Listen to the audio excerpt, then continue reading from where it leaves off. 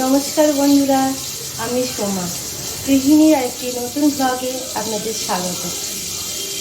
আজকে বাবা মার ম্যারেজ অ্যানিভার্সারি। আজকের দিনটাও একটা বিশেষ দিন আমাদের কাছে, আমাদের পরিবারের কাছে। বাবা মা বলতে আমার শ্বশুরমশাই শাশুড়ি মা আজকে বিবাহবার্ষিকী। এটা 49 ইয়ার্স বিবাহবার্ষিকী আর কি। তো অনেকগুলো দিন, অনেকগুলো বছর, অনেকগুলো দিন, অনেকগুলো মাস একসাথে চলা ওনাদের। আর এই পরিবারটাকে তিল তিল করে মানে আগলে রাখা এতদিন।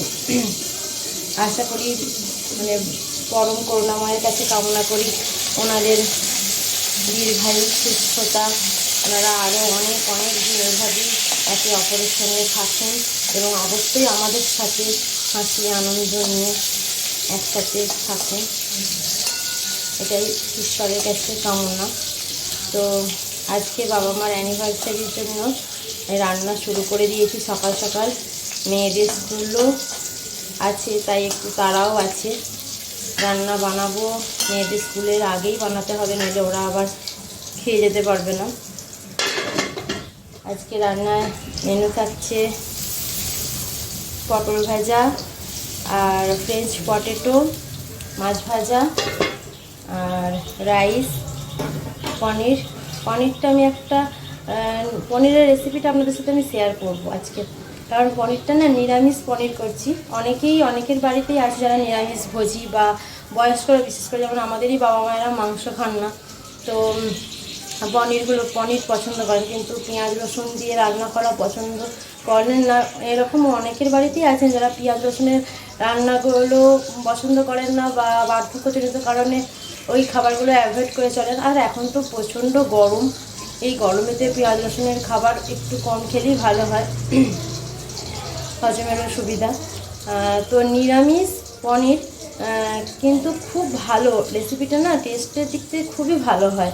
তো আমি সেটা আপনাদের সাথে আজকে শেয়ার করব। আর আজকে সারাদিন কীভাবে আমরা কাটালাম সেটাই শেয়ার করব। তো হ্যাঁ, পনির থাকছে, পনিরের তরকারি একটা করছি, ওই মটর পনির, আর পায়েস, পাঁপড় ভাজা, আমের চাটনি, দই, এই আর কি। বাবা মা বেশি খাওয়া দাওয়া করতেও পছন্দ করে না, যাতে বয়স হয়েছে তো এই বয়সে বেশি খাবার নিতেও পারেন না, অল্প স্বল্প খেতে পছন্দ করেন। তো চলুন আজকে সারাটা দিন আপনাদের সাথে একটু শেয়ার করি। আর আপনারাও ঈশ্বরের কাছে প্রার্থনা করবেন বাবা মার সুস্থতা, দীর্ঘায়ু, আরও অনেক অনেক অনেক বছর আমরা ওনাদেরকে আমাদের পাশে চাই। পনিরের রেসিপিটা শুরু করছি। এই প্রথমে এই যে পনিরগুলোকে ডুমো ডুমো করে কেটে নিয়েছি। এবার সাদা তেলে হালকা করে ভেজে নিচ্ছি।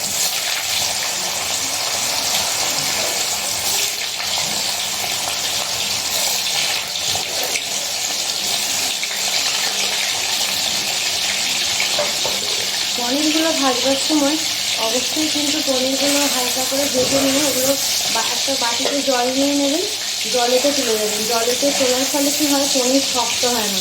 অনেক সময় আমাদের কী হয়, পনির ভাজার সময় পনির ভেজে তুলে রাখার পর পনিরটা শক্ত হয়ে যায়, কিন্তু একদমই নরম থাকবে পনির যদি এটা হালকা করে ভেজে আমরা জলেতে তুলে নিই।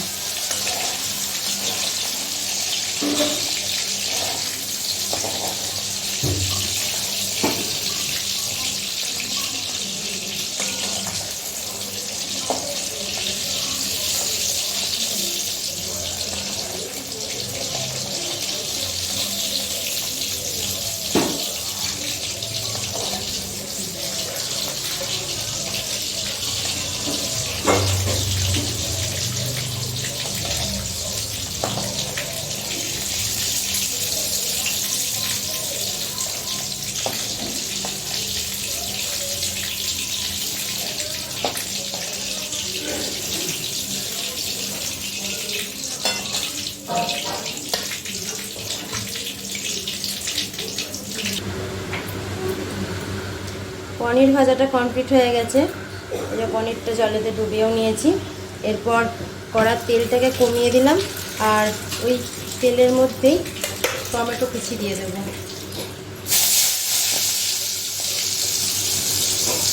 একটা তেজপাতা দেবো,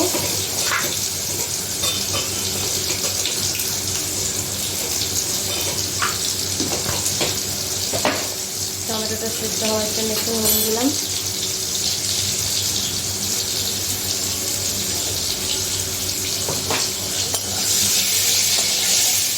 সামান্য একটু হলুদ দেবো। এই নিরামিষ মটর পনিরটা সাদা হয়, তাই একটু বেশি হলুদ দেওয়ার দরকার নেই, একদম কম হলুদ।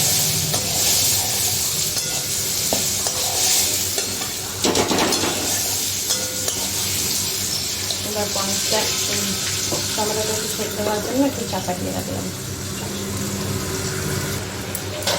টমেটোটা ভাজা ভাজা হয়ে গেছে, ওটা খুন্তি দিয়ে একটু স্ম্যাশ করে নিয়েছি। এরপর ক্যাপসিকামটা দিয়ে দিলাম।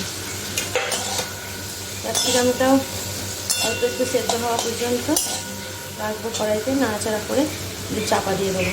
অল্প একটু নুনও দিয়ে দিলাম, ক্যাপসিকামটা একটু তাড়াতাড়ি সেদ্ধ হওয়ার জন্য একটু নুন দিলাম।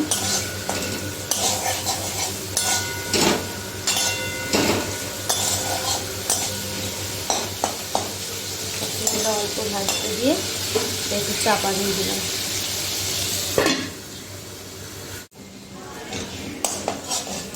ক্যাপসিকামটা ভাজা হয়ে যাওয়ার পর এতে একটু আদা বাটা দিলাম।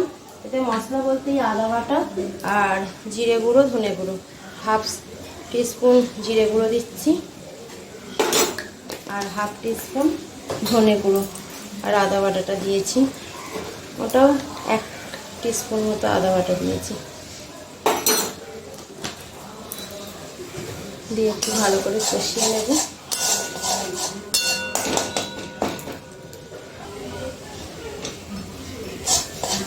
এবার মশলাটা কষানো হয়ে গেছে, এর মধ্যে মটর কড়াইগুলো দিয়ে দিলাম। মটর কড়াইগুলো আগের দিন রাত্রে ভিজিয়ে রেখেছিলাম, আর আজকে একটা সিটি দিয়ে নিয়েছি সকালে।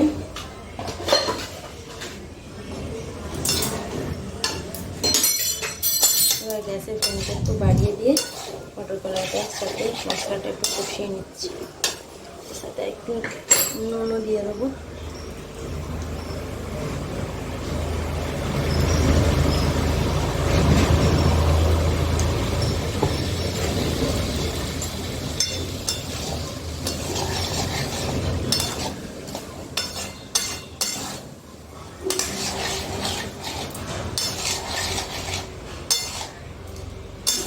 বাজারে সবুজ মটর পাওয়া যায়, তো মুদিখানা দোকানে সবুজ মটর পাওয়া যায়, ওই সবুজ মটরটাই আপনারা ইউজ করবেন। সবুজ মটরটা দিয়ে বানালে দেখতেও ভালো হয়, টেস্টও ভালো হয়।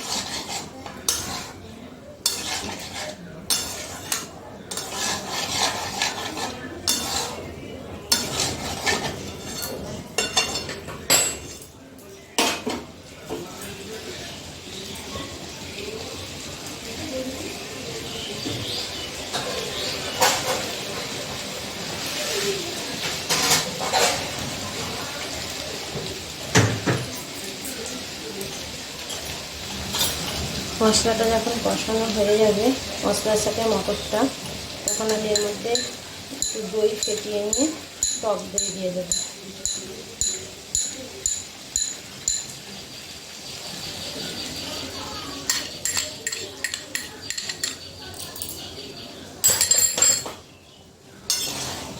দিয়ে আবারও কষাতে থাকবো।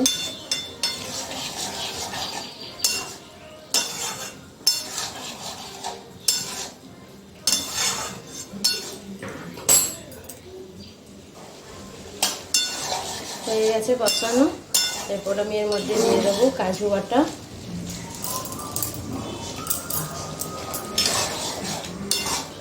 আর তারপর দিয়ে দেবো আমুল দুধ।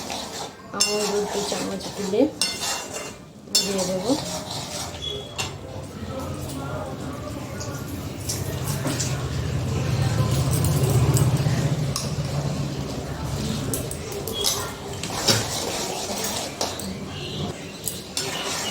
হয়ে গেছে, দেখুন কালারটা কীরকম এসেছে। দুধ, কাজু বাটা সব দেওয়ার পর এরপর যে ইয়েটা আছে, ওই পনিরটা যে জলে ভিজিয়ে রেখেছিলাম, সেই পনিরটা জল শুদ্ধ দিয়ে দেবো। এই পনিরের জলটাই কিন্তু এর মধ্যে দেবো। এই জলটাতে যেহেতু পনিরটা ভেজে তুলেছিলাম, তেলটাও ভেজেছিল, এই জলটা ফেলবো না, এই জলটা দিই হবে। ব্যাস, এবার এর ওপর কাসুরি মেথি আর সামান্য একটু মিষ্টি, তাহলে আমার রান্না কমপ্লিট। তো এটা পুরোটা রেডি হয়ে যাক। দেখুন আমার নিরামিষ মটর পনির রেডি। এই যে এরকম কালারটা এসেছে, এবার আমি বন্ধ করে দেবো।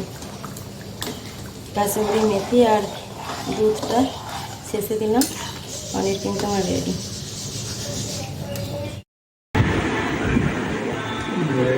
Total refresher মানে 7 Up Super Duper Refresher